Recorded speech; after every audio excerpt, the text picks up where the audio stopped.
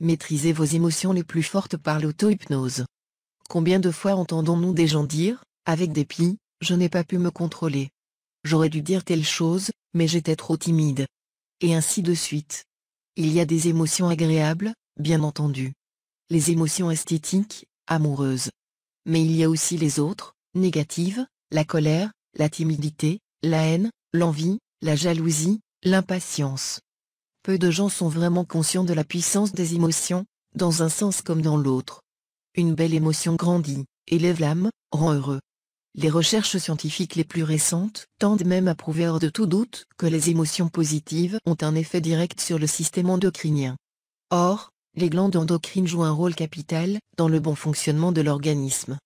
De même, des émotions négatives, surtout puissantes, peuvent dérégler le fonctionnement glandulaire ou hormonal.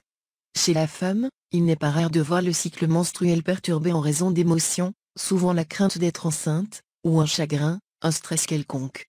Les émotions négatives rapetissent, rendent malheureux, sans qu'on s'en rende compte. Ainsi, lorsque nous adressons des sentiments de haine à une personne, c'est au fond à nous que nous les adressons. Car, en vertu de la loi de causalité mentale, chaque pensée est une action, et chaque action entraîne une réaction. Chose certaine, ce n'est pas par des pensées pleines d'animosité que l'on améliorera notre relation avec cette personne ou réglera le différend qui nous oppose.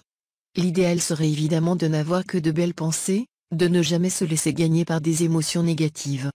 Cela est possible. Avec un peu de pratique. Cependant, au début, dès qu'une émotion négative vous envahit, utilisez immédiatement la loi de la substitution. Remplacez cette pensée par son contraire. Répétez-vous, par exemple, paix, amour. Vous pouvez également répéter un mantra. Un mantra est un mot sacré qui est rempli d'un pouvoir magique très puissant. Celui que je vous propose est répété par des millions de gens depuis des siècles. Il est donc chargé de vibrations positives très puissantes. Lorsqu'une émotion négative vous submerge, peu importe sa nature, répétez-le, le voici, Om Namah Shivaya. Ce mantra est en sanskrit. Il signifie « Je m'incline devant la puissance qui est en moi ». Je vous le recommande également pour la méditation. Vous le répétez pendant quelques minutes, disons une vingtaine de minutes. Vous pouvez le répéter pendant votre relaxation. Vous pouvez également répéter le mantra suivant, un mantra très ancien utilisé par des sages. C'est le mantra naturel de la respiration, Amsa. Am, en inspirant, et Essa en expirant. Ces mantras sont des suggestions chargées d'énergie, qui vous aideront à contrôler vos émotions. Voici d'autres formules. Je parviens à contrôler parfaitement mes émotions dans toutes les circonstances de ma vie. Je deviens complètement maître de mes réactions. Je suis de plus en plus positif et épanoui en toutes circonstances. Variante visuelle. Imaginez-vous dans la situation qui rend le contrôle de vos émotions le plus difficile. Visualisez la scène idéale.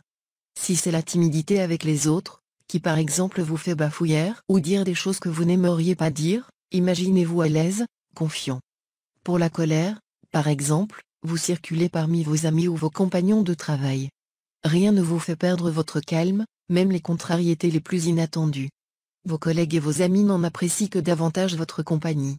Une émotion peut tuer. Elle peut aussi transformer une vie. Sachez neutraliser les émotions négatives. Vos émotions positives s'épanouiront davantage, et occuperont bientôt toute la place laissée vacante par vos anciennes émotions.